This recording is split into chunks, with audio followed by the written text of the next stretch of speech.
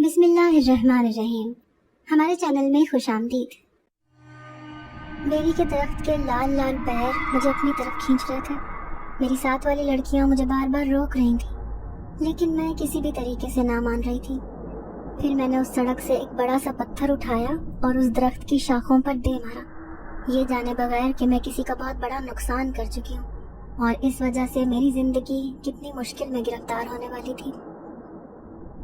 امی مجھے بار بار ناشتے کے لیے بلا رہی تھیں اور میری تیاریاں تھیں کہ ختم ہونے کا نام ہی نہیں لے رہی تھیں۔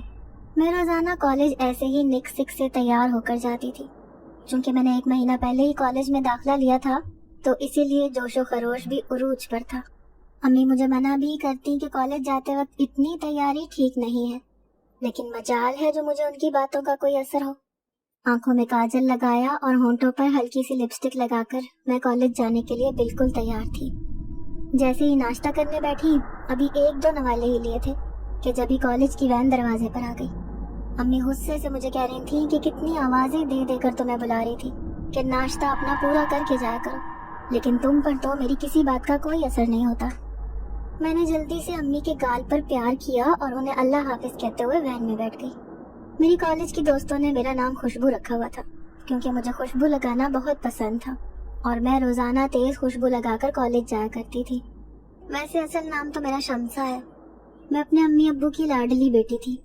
میرے 2 بھائی اور میں ان کی اکلوتی بہن تھی۔ میرے امی ابو نے بچپن سے لے کر آج تک مجھے گھر میں کسی چیز کی کوئی کمی محسوس نہ ہونے دی تھی۔ یہی وجہ ہے کہ ان کے بے جا لاڈ پیار نے مجھے کسی حد تک بگاڑ کے رکھ دیا تھا۔ میں گھر میں کسی کی ایک نہ سنتی تھی۔ امی مجھے روزانہ جیب خرچی کے لیے اچھی خاصی رقم دیتی تھی اور وہ ساری رقم میں اپنی دوستوں کے اوپر خرچ کر دیا کرتی تھی۔ کتنی ہی میری ایسی دوستیں تھیں جن کو گھر سے 1 روپیہ بھی جیب خرچی نہ ملتی تھی۔ مجھے ان کے اوپر بڑا ترس آتا تھا۔ میں ان کو یہ احساس دلائے بنا کہ وہ مجھے کینٹین سے کبھی کچھ بھی نہیں کھلاتی، بلکہ میں خود ہی انہیں ڈھیروں چیزیں لا کر دے دیتی تھی۔ میں اپنی دوستوں کی جان بنی ہوئی تھی۔ میری ایک عادت تھی کہ مجھے کبھی بھی کوئی چیز اکیلے کھانے میں مزہ نہیں آتا تھا، اسی لیے میں اپنے ساتھ جب تک لوگوں کو جمع نہ کرتی وہ چیز کھاتی ہی نہ تھی۔ گھر میں مجھے کسی چیز کی کوئی کمی نہ تھی۔ میں اپنی زندگی کسی شہزادی کی طرح بسر کر رہی تھی۔ ابو ایک سرکاری ملازم تھے، اسی وجہ سے کھانے پینے کی ہمارے گھر میں کوئی کمی نہ تھی۔ بڑا بھائی بھی جاب کرتا تھا جبکہ چھوٹا بھائی یونیورسٹی میں پڑھتا تھا۔ یوں میری زندگی میں کوئی غم کوئی پریشانی نہ تھی، لیکن میں اپنے ہاتھوں سے اپنی زندگی میں مزید پریشانی لانے والی تھی۔ ایک دن اچانک ہماری وین راستے میں خراب ہو گئی۔ وین والے انکل نے ہمیں بولا کہ آج بہت تیز گرمی ہے، اسی لیے تم ساری لڑکیاں جو سامنے درخت ہیں ان کے نیچے جا کر کھڑی ہو جاؤ جب تک میں وین کو چیک کر لیتا ہوں۔ ان کی بات سن کر میں اور میری ساری دوستیں جا کر اس درخت کے نیچے کھڑی ہوں گی۔ میں نے حسب عادت بہت تیز خوشبو لگا رکھی تھی۔ مجھے نہیں پتا تھا کہ اس درخت کے نیچے میرے ساتھ ایک عجیب واقعہ پیش آنے والا تھا۔ وہ درخت بیری کا تھا۔ لال لال بیر دیکھ کر میرے منہ میں پانی آ رہا تھا۔ پھر مجھے شرارت سوچی اور میں نے سڑک سے پتھر اٹھا کر ان بیروں پر مارنے شروع کر دیے۔ میری دوستیں مجھے منع کر رہی تھیں کہ دیکھو دوپہر کا ٹائم ہو رہا ہے، اس لیے تم ایسی حرکتیں نہ کرو۔ ویسے بھی سنا ہے کہ بیری کے درخت پر آسیب وغیرہ زیادہ ہوتے ہیں اور تم نے تو اتنی تیز خوشبو لگا رکھی ہے، ایسا نہ ہو کہ تمہارا کوئی نقصان ہو جائے۔ لیکن میں بھلا کسی کی کب سنتی تھی جو اپنی دوستوں کی اس وقت سن لیتی۔ میرے بہت سے پتھر مارنے پر ڈھیروں لال لال بیر زمین پر گر گئے اور میں انہیں مزے سے اٹھا کر کھا رہی تھی، یہ جانے بغیر کہ آنے والے دنوں میں ایک بڑی مشکل میں گرفتار ہونے والی تھی۔ 1-2 دن یوں ہی گزر گئے، پھر نہ جانے میرے دل کو کیا ہوا جو بار بار میرا دل چاہ رہا تھا کہ ایک بار پھر میں اسی بیری کے درخت کے پاس جاؤں اور انہی بیروں کو توڑ کر کھاؤں۔ پھر دل کے ہاتھوں مجبور ہو کر میں نے اپنی دوستوں کے سامنے اس بات کا ذکر کیا۔ میری دوستیں یہ بات سن کر مجھے حیرت سے دیکھ رہی تھی۔ پھر نبیلہ مجھ سے کہنے لگی کہ میں نے تمہیں منع کیا تھا کہ اس دن ایسی حرکتیں نہ کرو، پھر بھی تم نے میری ایک نہ سنی۔ اچھا ہوا جو ہم نے تمہاری باتوں میں آ کر وہ بیر نہیں کھائے، ورنہ ہم بھی تمہاری طرح یہی سوچ رہے ہوتے کہ اس درخت کے بیر کھائیں۔ میری ساری دوستیں ہی مجھے ملامت کر رہی تھیں اور مجھے کہہ رہی تھی کہ خبردار جو تم نے ایسا کوئی ارادہ کیا اس درخت کے پاس جانے کا۔ ان کے سمجھانے بجھانے پر میں اپنی خواہش سے دستبردار تو ہو گئی، لیکن نہ جانے کیوں ایسے لگ رہا تھا جیسے کوئی مجھے اس درخت کے پاس بار بار بلا رہا ہے۔ پھر ایک دن میں امی سے کہنے لگی کہ میں اپنی ایک دوست کے گھر جا رہی ہوں، تھوڑی دیر بعد آ جاؤں گی۔ امی مجھے گھورنے لگی اور بولیں کہ سارا دن تو تم کالج میں اپنی دوستوں سے ملتی ہو، اب کیا ضرورت ہے تمہیں ان کے گھر جانے کی۔ تو میں امی سے کہنے لگی کہ امی مجھے ایک ضروری اسائنمنٹ تیار کرنا ہے، میں اور میری دوست وہ اسائنمنٹ مل کر تیار کریں گے۔ میرا بڑا بھائی گھر پر ہی تھا، وہ مجھے کہنے لگا کہ میں تمہیں چھوڑ آتا ہوں، لیکن میں نے اسے کہا کہ نہیں، میں پیدل ہی چلی جاؤں گی کیونکہ سمیہ کا گھر یہاں سے تھوڑی دور ہے۔ میں نے حسب معمول خوشبو سے اپنے آپ کو تر کیا ہوا تھا۔ پھر میں پیدل سمیہ کے گھر کی طرف جانے لگی، جب راستے میں میری نظر اس بیری کے درخت پر پڑی۔ ان بیروں کو دیکھ کر میرا دل چاہنے لگا کہ ایک بار پھر میں ان بیروں کا مزہ لوں، کیونکہ وہ ذائقے میں بہت زیادہ میٹھے تھے۔ پھر دل کی خواہش کے ہاتھوں مجبور ہو کر میں اس درخت کے پاس بیٹھ گئی۔ اس کے پاس کوئی بھی نہیں تھا۔ میں نے پتھر اٹھائے اور بیروں پر مارنا شروع کر دیے۔ ابھی میں نے 2 ہی پتھر مارے تھے کہ ایک دم مجھے ایسے لگا جیسے اس بیری کے درخت سے کوئی ہیولا سا کودا تھا۔ میں نے اسے اپنا وہم جانا اور نیچے لٹکتی ہوئی درخت کی شاخوں کو پکڑ کر زور زور سے ہلانا شروع کر دیا۔ تبھی میرے کانوں میں ایک گرجدار آواز آئی، لڑکی، کیا تمہیں کوئی بات سمجھ نہیں آتی ہے؟ آخر تم یہ چاہتی ہو کہ میں تمہارے سامنے ظاہر ہو جاؤں؟ اگر میں تمہارے سامنے آ گیا نا تو تم ابھی کے ابھی بے ہوش ہو کر گر جاؤ گی۔ میں حیرت سے وہ آواز سن رہی تھی، بولنے والا مجھے نظر نہیں آ رہا تھا۔ پھر میں درخت کے نیچے کھڑی ہو کر درخت کی طرف منہ کر کے چاروں طرف دیکھنے لگی، لیکن مجھے کوئی بھی نظر نہیں آ رہا تھا۔ جبھی درخت کی اوپر والی شاخیں زور زور سے ہلنے لگی۔ میں حیرت سے انہیں دیکھنے لگی، کیونکہ ہوا تو بالکل بھی نہیں چل رہی تھی، تو پھر یہ درخت کی شاخیں کیسے ہل رہی تھیں؟ تبھی مجھے درخت سے لٹکے ہوئے 2 کالے ہاتھ نظر آئے جو مجھے اپنی طرف بلا رہے تھے۔ میرا دماغ پوری طرح چکرا کر رہ گیا تھا۔ پھر میں وہیں پر گر کر بے ہوش ہو گئی۔ جب میری آنکھ کھلی تو میں ہسپتال کے بستر پر پڑی تھی۔ امی میرے قریب ہی بیٹھی تھی، میرے ذہن پر غنودگی سی چھائی ہوئی تھی۔ امی نے جب میری آنکھیں کھلتے ہوئے دیکھی تو بھاگ کر میرے پاس آئی اور مجھے کہنے لگی کہ شمسا بیٹا، تمہاری طبیعت کیسی ہے؟ یہاں پر تو میں امی کو کہنے لگی کہ امی میں تو بالکل ٹھیک ہوں، آپ مجھے ہسپتال کیوں لے کر آئی ہیں؟ تو امی مجھے کہنے لگی کہ شکر کرو، پڑوس والے انکل نے تمہیں درخت کے نیچے گرے ہوئے دیکھ لیا تھا اور وہ تمہیں اٹھا کر گھر لے آئے تھے۔ تم اس درخت کے نیچے بے ہوش ملی تھی، آخر تمہیں ضرورت ہی کیا تھی اس کے پاس جانے کی؟ وہ بڑے پیار سے مجھے سب باتیں بتا رہی تھی اور میں خالی ذہن کے ساتھ یہ سب سن رہی تھی۔ مجھے کچھ بھی یاد نہیں آ رہا تھا۔ پھر تھوڑی دیر کے بعد جب میری ڈرپ ختم ہو گئی تو میں امی کے ساتھ گھر آ گئی۔ مجھے اپنی دوستوں کی بہت یاد آ رہی تھی، اسی لیے 2 دن کالج سے چھٹی کرنے کے بعد میں تیسرے دن کالج چلی گئی۔ میری دوست نبیلہ اور سمیہ مجھے کہہ رہی تھیں کہ تم اتنے دن سے کالج کیوں نہیں آئی؟ پتہ بھی ہے تمہارے بغیر ہمارا دل نہیں لگتا۔ لیکن میں نے انہیں بہانہ بنا کر ٹال دیا۔ ان کو یہ نہیں بتایا کہ اس بیری کے درخت کے نیچے جانے سے میری طبیعت کتنی خراب ہو گئی تھی، اسی لیے میں کالج سے غیر حاضر تھی۔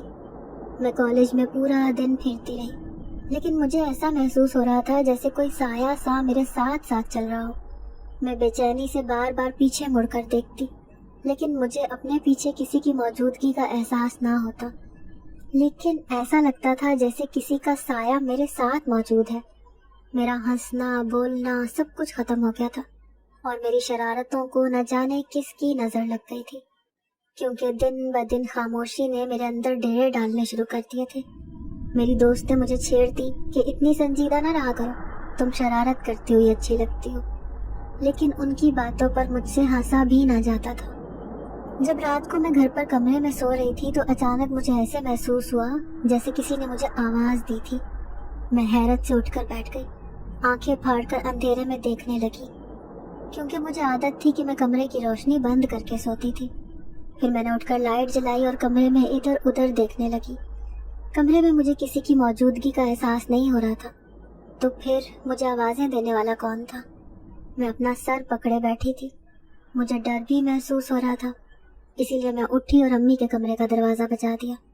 امی نے نیند سے اٹھ کر دروازہ کھولا اور مجھے آدھی رات کو یوں کمرے کے دروازے پر کھڑا دیکھ کر پریشان ہو گئی۔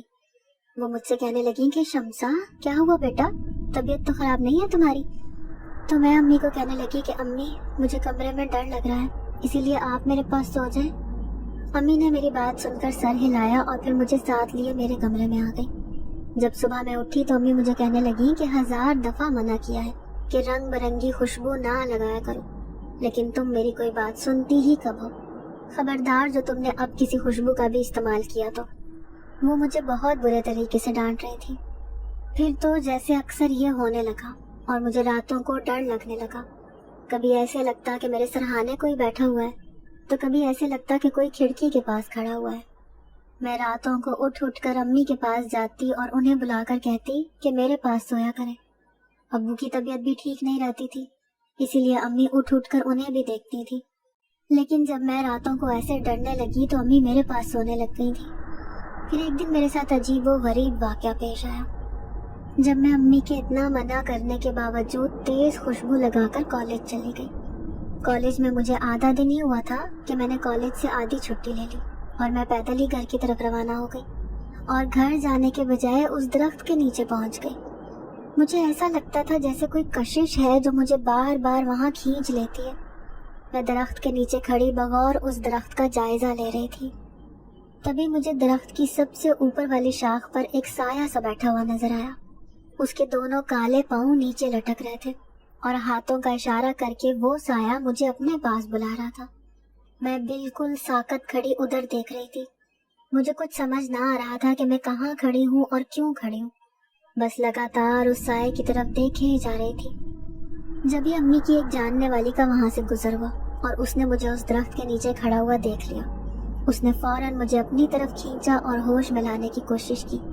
میں جو پاگلوں کی طرح بس وہیں دیکھے جا رہی تھی، ایک دم اس آنٹی کی طرف متوجہ ہو گئی جو مجھ سے کہہ رہی تھی کہ تم یہاں کیا کر رہی ہو، چلو میں تمہارے گھر چھوڑ دیتی ہوں تمہیں۔ یوں وہ مجھے اپنے ساتھ لیے ہمارے گھر چلی آئی۔ پھر میری امی سے کہنے لگی کہ فضیلہ، تمہاری بیٹی کو دیکھو، یہ اس بیری کے درخت کے نیچے کھڑی تھی جس کے بارے میں مشہور ہے کہ وہ سالوں سے آسیب زدہ ہے۔ تم پوچھو اس سے کہ وہ اس درخت کے نیچے کیا کر رہی تھی، تم بھلا اس کو منع کیوں نہیں کرتی ہو؟ اور ایک تو اس نے اتنی تیز خوشبو لگا رکھی تھی، قسم سے میرے دماغ پر چڑھ گئی اس کی خوشبو۔ اللہ نہ کرے کہیں اس کو کسی جنات کا سایہ وغیرہ نہ ہو جائے۔ تمہیں پتہ ہے اگر جنات ایک بار کسی پر عاشق ہو جائے تو زندگی بھر اس کا پیچھا نہیں چھوڑتے۔ وہ آنٹی مسلسل امی کو ڈرائے جا رہی تھی۔ ان کی باتیں سن کر امی کے چہرے کی رنگت پھیکی پڑ رہی تھی۔ میں ان کی باتیں سن کر ہنس رہی تھی۔ مجھے یوں ہنستے ہوئے دیکھ کر امی نے مجھے وہاں سے ڈانٹ کر بھگا دیا۔ شاید وہ آنٹی بالکل ٹھیک کہہ رہی تھی، کیونکہ کچھ دنوں بعد ہی مجھ میں غیر معمولی تبدیلیاں آ رہی تھیں۔ مجھے میٹھا کھانے سے نفرت تھی، لیکن اب مجھے ایسا لگتا تھا جیسے کوئی غیر معمولی میٹھی چیز میرے سامنے آ جائے اور میں اس کو کھا جاؤں۔ جب ایک دن گھر میں کچھ مہمانوں کو آنا تھا، وہ ابو کے دور پرے کے رشتے دار تھے۔ امی نے گھر میں بہت سی چیزیں تیار کی تھی، جس میں کھیر بھی شامل تھی۔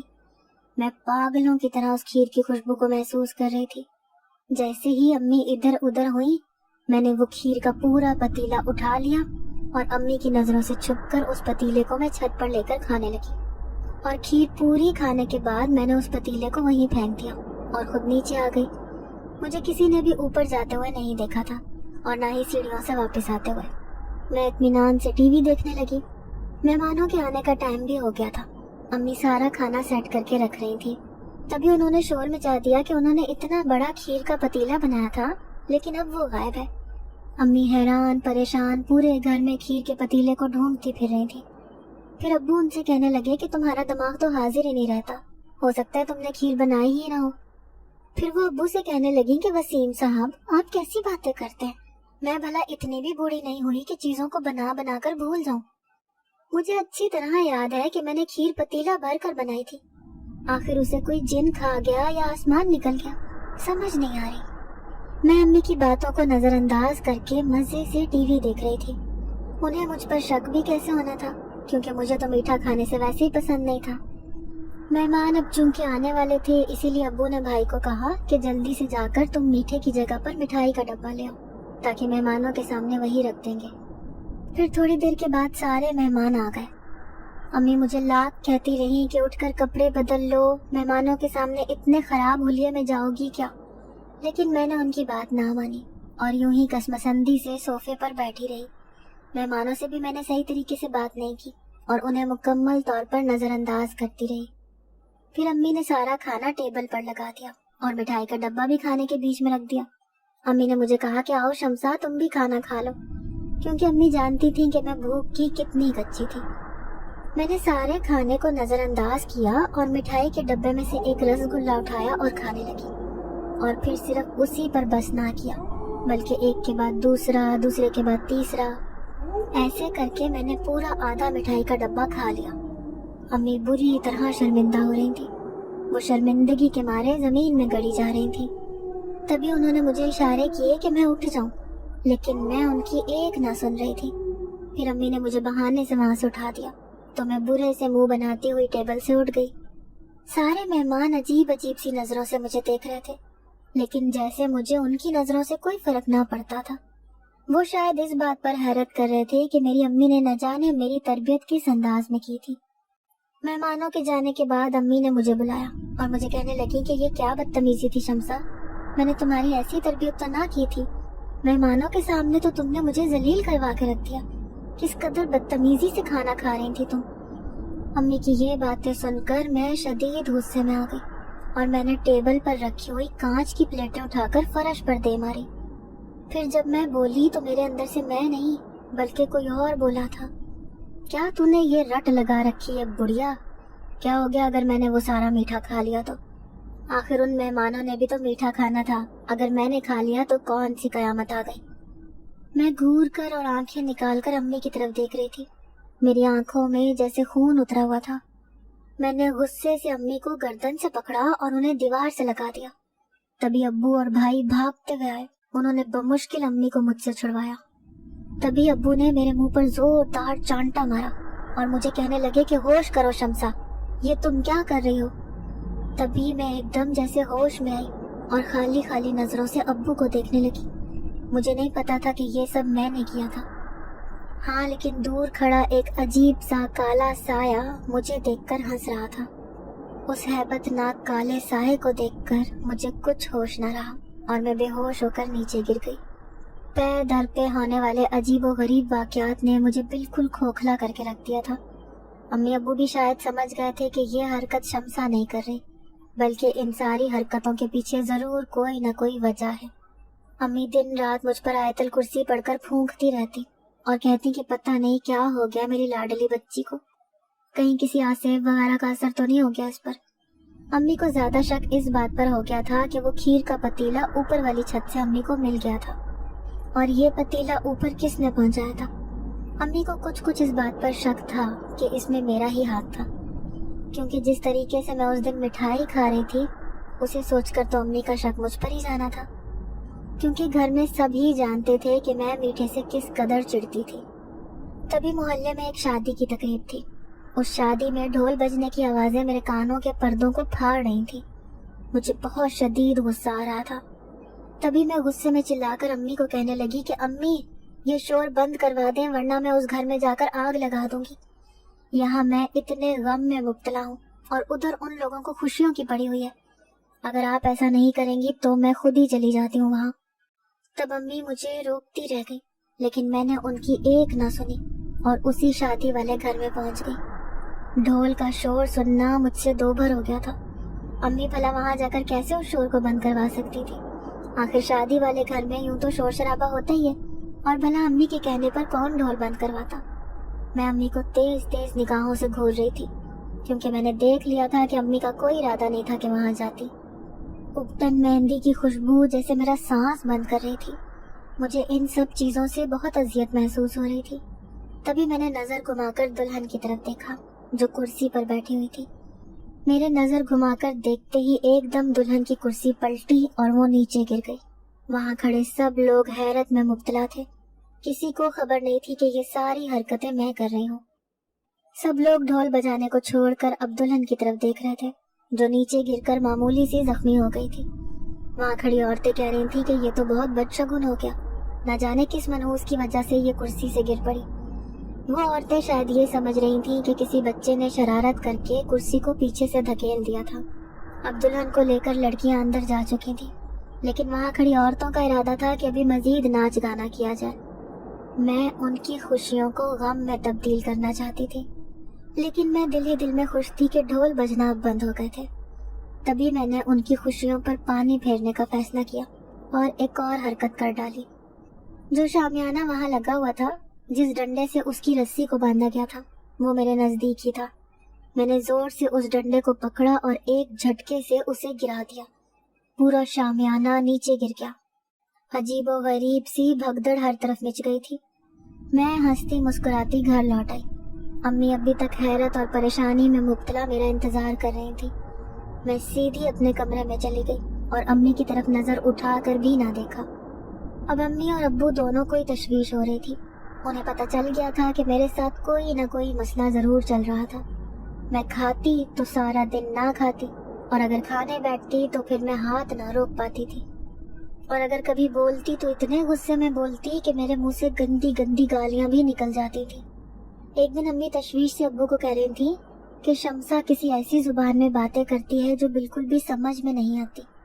خدا کے لیے وسیم صاحب آپ کچھ کریں، ورنہ ہماری بچی کی زندگی تباہ ہو جائے گی۔ تو ابو ان سے کہنے لگے کہ میں نے 2-3 لوگوں سے کہا ہے شمسا کے حوالے سے کہ اگر کسی مولوی کا پتہ ہو تو مجھے بتائیں۔ ان لوگوں نے کہا ہے کہ جیسے ہی معلوم ہوتا ہے تو ہم آپ کو آگاہ کر دیں گے۔ میری وجہ سے ابو پتہ نہیں کہاں کہاں کی خاک چھانتے پھر رہے تھے۔ آج میں سوچتی ہوں تو اس ٹائم کو یاد کرتی ہوں کہ ایک باپ کے لیے اپنی بیٹی کس قدر قیمتی خزانے کی طرح ہوتی ہے۔ میرے ابو پر مجھے بے تحاشا پیار آ جاتا ہے۔ اس وقت ابو نے کوئی مولوی، کوئی عامل ایسا نہ چھوڑا جس کا پتہ نہ لگایا ہو۔ دن بدن میری حرکتیں اور طبیعت بگڑتی ہی جا رہی تھی۔ اب میں گندی میلی سارا دن صوفے پر پڑی رہتی۔ کوئی گھر میں تیز آواز میں بات بھی کرتا تو مجھے غصہ آ جاتا اور میں گھر کی چیزیں اٹھا اٹھا کر دیوار پر مار دیتی۔ بال بھی میرے یوں ہی کھلے کندھوں پر بکھرے رہتے۔ امی مجھے لاکھ کہتی کہ شمسا آؤ میں تمہارے بال بنا دیتی ہوں، لیکن میں ان کی ایک نہ سنتی، اور ایسے ہی اپنے بکھرے بال لیے پورے گھر میں گھومتی رہتی۔ دکھنے میں کسی پاگل سے کم نہ دکھتی تھی۔ اب امی تو امی، بھائی بھی مجھ سے خوف کھانے لگے تھے۔ اگر کوئی پڑوسن آ جاتی تو امی بہت زیادہ گھبرا جایا کرتی تھیں۔ ان کی کوشش ہوتی کہ میں اس پڑوسن کے سامنے نہ جاؤں، کیونکہ اگر محلے میں کسی کو پتہ چل جاتا کہ میرے اوپر کسی آسیب کا اثر ہو گیا تو شاید وہ ہمارے گھر آنا بھی پسند نہ کرتے، اور ہمارے پورے خاندان میں یہ بات پھیل جاتی کہ فضیلہ کی بیٹی شمسا تو آسیب کے زیر اثر آنے سے دیوانی ہو گئی ہے۔ امی اس بات سے بھی پریشان رہتی تھیں کہ کہیں خاندان والے شمسا کی طبیعت پوچھنے کے لیے بار بار گھر آنا جانا نہ شروع کرتے ہیں، کیونکہ خاندان والوں کو تو ویسے ہی موقع چاہیے کسی بھی بات کو بڑھا چڑھا کر پھیلانے کا، اور امی ان سب چیزوں سے بہت گھبراتی تھیں۔ پھر ابو نے جلد ہی ایک مولوی صاحب کا پتہ لگا لیا۔ ابو مولوی صاحب کو لیے گھر پر چلے آئے۔ میں جو خوشبو سے تر رہا کرتی تھی اب ہفتوں بھی کپڑے نہ بدلا کرتی تھی۔ مولوی صاحب نے جب میری شکل دیکھی تو وہ بھی چونک گئے۔ پھر ابو کے کان میں کہنے لگے کہ آپ نے اتنی دیر کر دی بچی کو دکھانے میں، اس بچی کی حالت بہت خطرناک ہوتی جا رہی ہے۔ کیا تمہیں اس کی سرخ آنکھوں سے لہو ٹپکتا ہوا نظر نہیں آتا؟ یہ جن خطرناک نگاہوں سے مجھے دیکھ رہی ہے، ان آنکھوں سے صاف ظاہر ہے کہ اس بچی کے اوپر کسی خطرناک آسیب کا اثر ہو گیا ہے۔ امی مجھے کھینچ کر مولوی صاحب کے پاس لانا چاہتی تھیں، لیکن میں مسلسل ان سے اپنے بازو چھڑوا رہی تھی۔ میں غصے سے انگارہ ہو رہی تھی۔ پھر بھائی اور ابو نے زبردستی مجھے پکڑ کر مولوی صاحب کے سامنے بٹھا دیا۔ وہ بھی کچھ گھبرائے ہوئے معلوم ہوتے تھے۔ انہوں نے ابو اور بھائی کو اشارہ کیا کہ مجھے زبردستی پکڑ کے رکھنا ہے اور کسی صورت بھی نہیں چھوڑنا۔ میرے اندر اتنی طاقت آ گئی تھی کہ ان دونوں کو مجھے سنبھالنا بہت دشوار ہو رہا تھا۔ پھر مولوی صاحب نے میرے سر پر ہاتھ رکھ دیا اور پڑھ کر کچھ دم کرنے لگے۔ پھر مجھ سے پوچھنے لگے کہ کیا بگاڑا ہے تیرا اس معصوم سی بچی نے جو تو اس کی جان کے پیچھے پڑا ہوا ہے؟ بدبخت، جا یہاں سے دفع ہو جا اور اس بچی کا پیچھا چھوڑ دے۔ تو میں مولوی صاحب کو کہنے لگی کہ اس بچی نے وہ کیا ہے جس کا خمیازہ اسے زندگی بھر بھگتنا ہوگا۔ اس نے مجھے زندگی بھر کا دکھ دے دیا ہے۔ تو مولوی صاحب مجھ سے کہنے لگے کہ مجھے معلوم ہو گیا ہے کہ تو ایک خطرناک جنزاد ہے۔ اس بچی نے تیرے ساتھ کیا کیا ہے یہ میں نہیں جانتا، یہ تو مجھے بتا کہ اس بچی نے ایسی کیا غلطی کر دی ہے جس کی وجہ سے تو اس کے پیچھے پڑا ہے۔ تو میں اس مولوی صاحب کو کہنے لگی کہ اس بیری کے درخت پر میں اور میرے بچے بڑے آرام سے رہ رہے تھے، وہ ہمارا ٹھکانہ آج سے نہیں بلکہ کئی سالوں سے تھا۔ تم انسان اچھی طرح جانتے تھے کہ اس درخت پر ہم رہتے ہیں، لیکن پھر بھی اس بچی نے اس دن ہمیں اتنا تنگ کیا اور پتھر مار مار کر میرے سب سے چھوٹے بچے کو زخمی کر دیا۔ وہ اتنا زخمی تھا کہ چند دن زندہ رہنے کے بعد مر گیا۔ اس کے مرنے کا صدمہ میرے دل کو کھائے جاتا ہے، اور یہ لڑکی مجھے ایک خطرناک ڈائن معلوم ہوتی ہے جس نے میرے بچے کو کھا لیا۔ اب میں زندگی بھر اس کو ستاؤں گا اور اپنے بچے کا بدلہ لے کر رہوں گا۔ اگر تو نے بھی مجھ سے لڑائی کرنے کی کوشش کی تو میں تیرا بھی یہی حال کروں گا جو اس لڑکی کا آج میں نے حال کیا ہوا ہے۔ میں غرا غرا کر اور آنکھیں نکال نکال کر مولوی صاحب کو ڈرا رہی تھی۔ میرے اندر سے میں نہیں بلکہ وہ خطرناک جن بول رہا تھا۔ تبھی مولوی صاحب نے مجھ پر کچھ پڑھ کر پھونکا تو مجھے زوردار جھٹکا لگا اور میں بے ہوش ہو کر گر گئی۔ پھر مولوی صاحب ابو سے کہنے لگے کہ آپ کی بچی نے شاید بیر وغیرہ توڑنے کے چکر میں اس درخت پر پتھر مارے ہوں گے جس طرف یہ جنات اور اس کے بچے رہتے ہوں گے، اور اس بچی کی نادانی اور شرارت میں کی گئی حرکت کی وجہ سے اس کو آج یہ سب سہنا پڑ رہا ہے۔ لیکن تم لوگ پریشان مت ہو، میرا ایک بڑے عامل صاحب سے رابطہ ہے جو بڑے سے بڑا اور خطرناک سے خطرناک جنات کو قابو کرنے کا عمل جانتے ہیں۔ تم لوگوں کو تھوڑا سا انتظار کرنا ہوگا تاکہ میں اس عامل سے مل کر اسے ساری بات بتا سکوں، وہی اس مسئلے کا کچھ حل نکالیں گے۔ پھر بھائی مولوی صاحب کو چھوڑنے ان کے ساتھ دروازے تک چلے گئے۔ امی ابو اور بھائیوں کا پریشانی سے برا حال تھا اور میری طبیعت دن بدن بگڑتی جا رہی تھی۔ اب تو میں پاگلوں کی طرح سر کھچاتی رہتی تھی اور کئی دن بیت جاتے تھے میں سر میں کنگھا تک نہ کرتی تھی۔ میں سوکھ کر کانٹا ہوتی جا رہی تھی۔ میری دوستیں کئی بار مجھ سے ملنے کے لیے آئی تھیں لیکن میری حالت دیکھ کر وہ حیران رہ گئی تھیں۔ جب امی نے مجھے بتایا کہ اس کی یہ حالت کیوں ہے تب وہ امی سے کہنے لگی کہ آنٹی، شمسا کو ہم اپنی جان سے بھی زیادہ چاہتے ہیں اور اس کے بغیر تو ہمارا کالج میں بھی دل نہیں لگتا۔ ٹیچرز بھی ہم سے پوچھتی رہتی ہیں کہ آج کل آپ کی وہ شرارتی دوست نہیں آ رہی، کیا وجہ ہے؟ وہ مجھے ہنسانے کی کوشش کر رہی تھی اور میں منہ بنا کر ان کے سامنے بیٹھی رہتی تھی۔ وہ ساری امی کو کہنے لگیں کہ آنٹی، اس دن ہم نے شمسا کو بہت منع کیا تھا کہ اس درخت کی بیر نہیں کھانا کیونکہ پورے علاقے میں مشہور ہے کہ وہاں پر آسیم ہے، لیکن شمسا نے ہماری بات نہیں مانی اور بڑے بڑے پتھر اٹھا کر اس درخت پر مارتی رہی۔ ہم اللہ سے دعا کرتے ہیں کہ اس کی طبیعت جلدی ٹھیک ہو جائے۔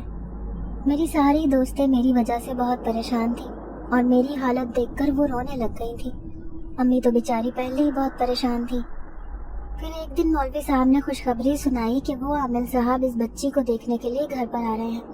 امی ابو ان کی یہ بات سن کر بہت خوش تھے۔ وہ شدت سے منتظر تھے کہ کب عامل صاحب آ کر میرا علاج کرے۔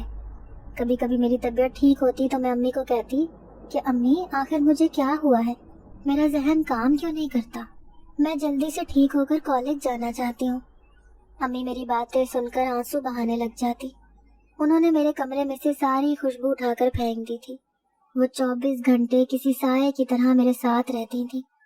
میں زیادہ کسی سے بھی بات نہیں کرتی تھی۔ بھائی اور ابو بھی میری حالت دیکھ دیکھ کر پریشان رہتے تھے۔ میں نے سجنا، سنورنا، خوشبو لگانا تو کب کا چھوڑ رکھا تھا۔ میری وجہ سے امی اور ابو نے بھی شادی کی تقریبات میں جانا چھوڑ دیا تھا۔ حالانکہ ابو کا ارادہ تھا کہ بڑے بھائی کی شادی کر دیتے ہیں، لیکن جب سے میری طبیعت خراب ہونا شروع ہوئی تھی انہوں نے اپنا ارادہ ترک کر دیا تھا۔ چونکہ بڑے بھائی منگنی شدہ تھے تو ان کے سسرال والوں کی طرف سے بار بار فون آتے تھے کہ ہم اپنی بیٹی کو رخصت کرنا چاہتے ہیں، لیکن امی اور ابو انہیں ابھی کوئی بھی جواب نہیں دے رہے تھے۔ وہ اس بات کے منتظر تھے کہ کب مولوی صاحب آئیں اس عامل کو لے کر تاکہ میری طبیعت بالکل ٹھیک ہو جائے۔ پھر 2 دن کے بعد آخر کار اس مولوی کے ساتھ عامل صاحب بھی تشریف لے آئے۔ وہ بڑی پروقار شخصیت رکھتے تھے۔ سر پر سفید رومال اور سفید داڑھی ان کے چہرے پر خوب جچ رہی تھی۔ انہیں دیکھ کر جیسے کوئی سحر سا طاری ہو جاتا تھا۔ ابو نے انہیں بٹھایا اور پھر امی مجھے لے کر ان کے سامنے آ گئی۔ ان کی شخصیت کے سامنے تو میرا وجود جیسے بالکل بے بس ہو گیا تھا۔ میرے منہ سے آج آوازیں تک نہ نکل رہی تھی۔ ان کا پروقار چہرہ اس بات کی گواہی دیتا تھا کہ انسان تو انسان، جنات بھی ان کے سامنے بولنے کی جرت نہ رکھتے تھے۔ میں ان کے سامنے بیٹھی تو انہوں نے غور سے مجھے دیکھا، پھر مسکرانے لگے۔ ایک دم میرے جسم کو زوردار جھٹکا لگا، جیسے میں نہ رہی بلکہ میرے اندر کوئی اور تھا۔ پھر انہوں نے میرے سر پر ہاتھ رکھا اور کہنے لگے کہ میں اچھی طرح جان گیا ہوں کہ تو کون ہے اور کس مقصد کے تحت اس لڑکی کو تو نے تنگ کر رکھا ہے۔ چل جلدی بتا، تیرے اندر ایسا کون سا غم چھپا ہے جو تو انسانوں کو اس قدر برے طریقے سے ستا کر ان سے بدلے لے رہا ہے۔ ان کے بولنے کا طریقہ بہت نرم تھا، میرے اندر کا جن ذات اس بزرگ کے سامنے پر بھی نہ مار رہا تھا۔ پھر جب وہ بولا تو اس کا لہجہ بالکل بدلا ہوا تھا۔ وہ سامل صاحب سے کہہ رہا تھا کہ میرے غم اتنے ہیں کہ میرے غم سنتے سنتے آپ اپنے غم بھول جائیں گے۔ زندگی میرے لیے اب کسی بوجھ سے کم نہیں ہے۔ زندگی نے مجھے پیار دیا تو اس کے ساتھ نفرت بھی دی ہے۔ میں اپنی زندگی بڑے خوشگوار طریقے سے گزار رہا تھا۔ میری جن ذات بیوی میں میری جان تھی۔ ہم دونوں نے شادی کر کے اپنا گھر بسا لیا تھا اور میرا مسکن اس بیری کے درخت کو بنا لیا تھا۔ شادی کے کچھ عرصے کے بعد ہی ہمارے 2 بچے بھی ہو گئے تھے۔ میری بیوی عادت کی اچھی تھی، لیکن اسے ایک مسئلہ تھا کہ اسے میٹھی چیزیں بہت پسند تھی۔ اگر اسے میٹھی چیز کی خوشبو آ جاتی یا وہ کہیں دیکھ لیتی تو وہ اس کے بغیر رہ نہیں پاتی تھی۔ ہم جس جگہ رہتے تھے اس جگہ سے تھوڑی سی دور ایک بڑی نیاز کی تقریب تھی جو انسانوں نے لگائی ہوئی تھی۔ اس نیاز میں میٹھے کا خوب اہتمام کیا گیا تھا۔ میری بیوی کا بس نہ چل رہا تھا کہ اڑ کر وہاں پہنچ جائے اور میٹھے سے خوب اپنی خاطر تواضع کرے۔ میں مسلسل اسے سمجھا رہا تھا کہ دیکھو وہاں انسانوں کا ہجوم ہے اور تمہارا وہاں جانا ٹھیک نہیں ہے، ایسا نہ ہو کہ تم کسی مصیبت میں گرفتار ہو جاؤ۔ لیکن اسے میٹھا کھانے کا شوق چڑھا ہوا تھا اور وہ اپنی ضد کی بھی پکی تھی۔ اس نے مجھے سمجھایا کہ بس میں ایسے گئی اور ایسے آئی، تم دیکھنا میں بس 5 منٹ میں آئی۔ پھر وہ اڑتی ہوئی گئی اور اسی جگہ پر پہنچ گئی۔ اس نے اس میٹھا کھانے کے چکر میں ایک عورت کے جسم میں اپنی جگہ بنا لی۔ وہ عورت جو خوشبو سے تر تھی اور جو خوب خوشبو لگا کر وہاں کھڑی ہوئی تھی، اس کے ہاتھوں میں چمیلی کے پھول کے گجرے پہن رکھے تھے۔ اس دل فریب خوشبو اور کچھ میٹھے کی خوشبو کی وجہ سے جن زادی سے رہا نہ گیا اور وہ اس عورت تک پہنچ گئی۔ اب وہ عورت بے تحاشا میٹھا کھا رہی تھی اور تقریب میں آئے سب لوگ حیرت سے اسے دیکھ رہے تھے۔ ان سارے لوگوں میں ایک مولوی کی نظریں جہاں دیدہ تھی۔ شاید وہ ہمارے بارے میں کچھ معلومات بھی رکھتا تھا، اسی لیے اس کی نظروں نے فوراً تاڑ لیا کہ اتنا بے تحاشا میٹھا کھانے والی عورت نہیں ہے، بلکہ اس کے اندر ایک جن زادی ہے جو اسے میٹھا کھانے پر مجبور کر رہی ہے۔ تبھی اس نے سارے لوگوں کے سامنے اعلان کیا کہ اس تقریب میں ایک عورت نہیں بلکہ ایک جن زادی بھی موجود ہے جو کسی بھی انسان کو نقصان پہنچا سکتی ہے، اسی لیے سب لوگ پیچھے ہٹ جائیں اور یہ جو سامنے لال رنگ کے سوٹ میں عورت بیٹھی ہے اسے تنہا چھوڑ دیں۔ وہ مولانا بہت شاطر تھا، اس سے پہلے بھی وہ کئی جنات کو اپنے قبضے میں کر چکا تھا، انہیں وہ قید کر کے انہیں اپنا موکل بنا چکا تھا۔ اس مولانا کی نظریں اس جن زادی پر گڑی تھیں، وہ یہی چاہتا تھا کہ کسی طرح اس جن زادی کو اپنا موکل بنا کر یہاں سے لے جائے گا۔ سب لوگ اس مولانا کی باتیں سن کر پیچھے ہٹ گئے اور وہ لال سوٹ میں ملبوس عورت جس کے اندر میری بیوی جن زادی چھپی ہوئی تھی حیرت سے مولانا صاحب کو دیکھ رہی تھی۔ جب ہی مولانا صاحب نے ایک دم کچھ پڑھ کر اس پر پھونکا اور میری بیوی جن زادی اس عورت کے جسم سے باہر نہ آ سکی۔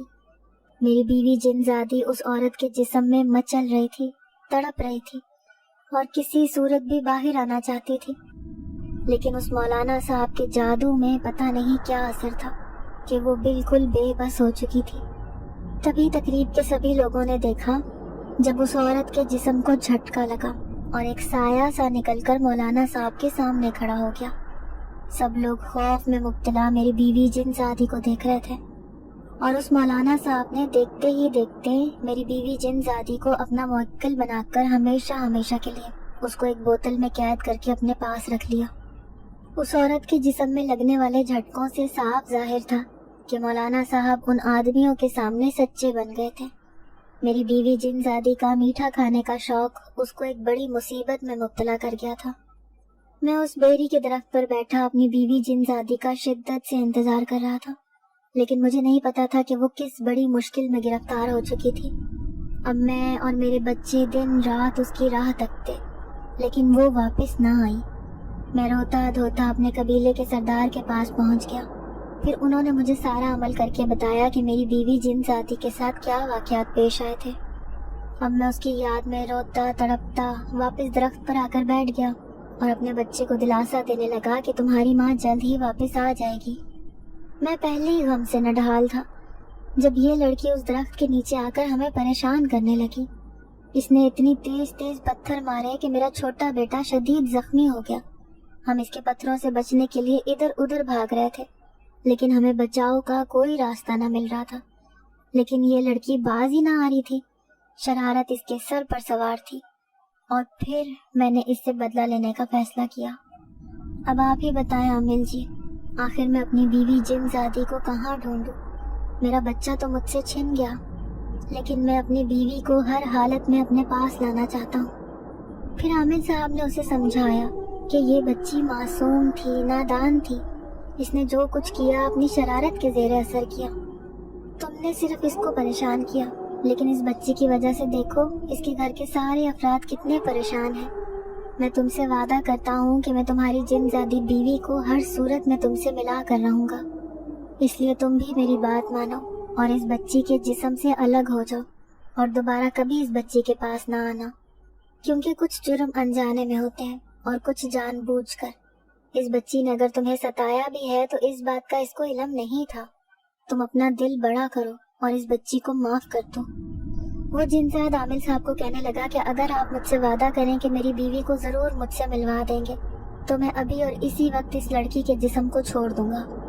عامل صاحب اسے کہنے لگے کہ ہاں، میں تم سے وعدہ کرتا ہوں کہ میں تمہاری بیوی کا پتہ لگا کر رہوں گا کہ وہ آخر کون سے مولوی صاحب کے پاس اس وقت قید میں ہے۔ پھر میرے جسم کو ایک زوردار جھٹکا لگا اور ایک سایہ سا نکلتا ہوا ہمیشہ ہمیشہ کے لیے ہمارے گھر سے باہر چلا گیا۔ میری امی اور میرے ابو اس عامل صاحب کا بہت بہت شکریہ ادا کر رہے تھے۔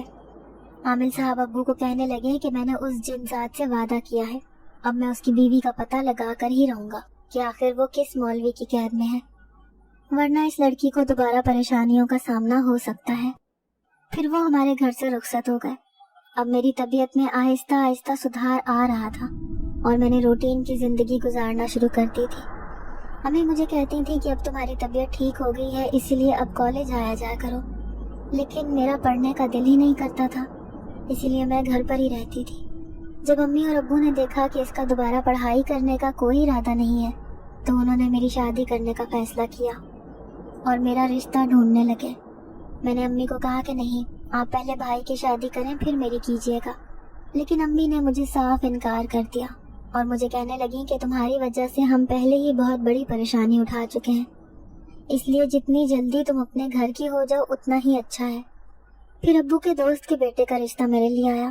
تھوڑی بہت چھان بین کے بعد امی اور ابو نے اس لڑکے کے لیے ہاں کر دی۔